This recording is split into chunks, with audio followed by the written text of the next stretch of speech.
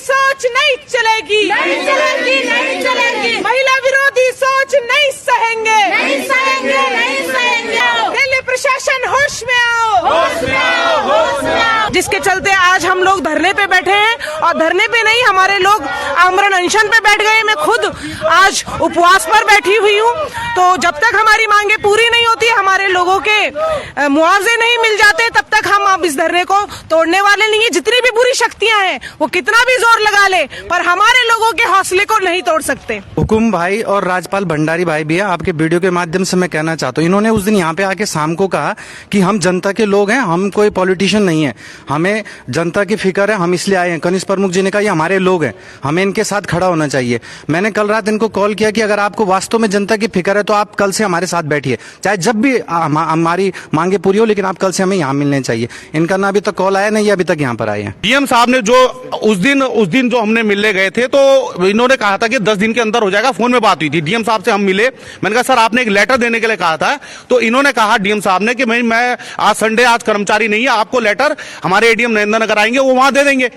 हम वहां गए तो एडीएम साहब, तब तक हम थोड़ा लेट हो गए किसी कारणवश, तो एडीएम साहब चले गए। एसडीएम साहब मिले, उन्होंने कहा कि मेरे पास कोई लेटर नहीं आया। फिर हमने करीबन 2-2.5 घंटे इंतजार किया कि भाई लेटर कहीं मीटिंग में बैठे हैं, मिल जाएगा, नहीं मिला। और वो मेरा लेटर आज तक हमारे पास नहीं आया।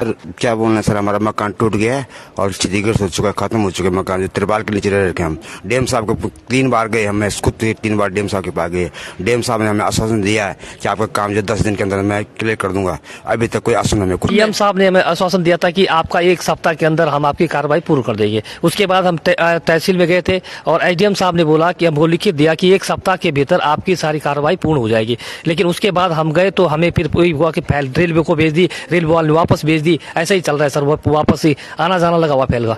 देखिए सर, हम बिलीव करते हैं, हम पढ़े लिखे हैं, कि हम बिलीव करते हैं कि अगर कोई सबसे बड़ा अधिकारी जिले का हमें कोई आश्वासन दे रहा है तो हम बातों पे भी विश्वास कर लेते हैं।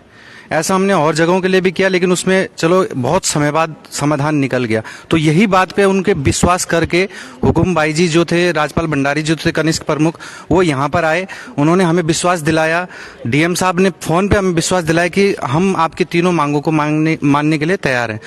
हम एक शिक्षित होने के नाते हमने कहा जिलाधिकारी का एक आदेश है या उनका आश्वासन है, तो हम चले गए, मिलने भी गए। उन्होंने हमें कहा 10 दिन के अंदर हम कर देंगे।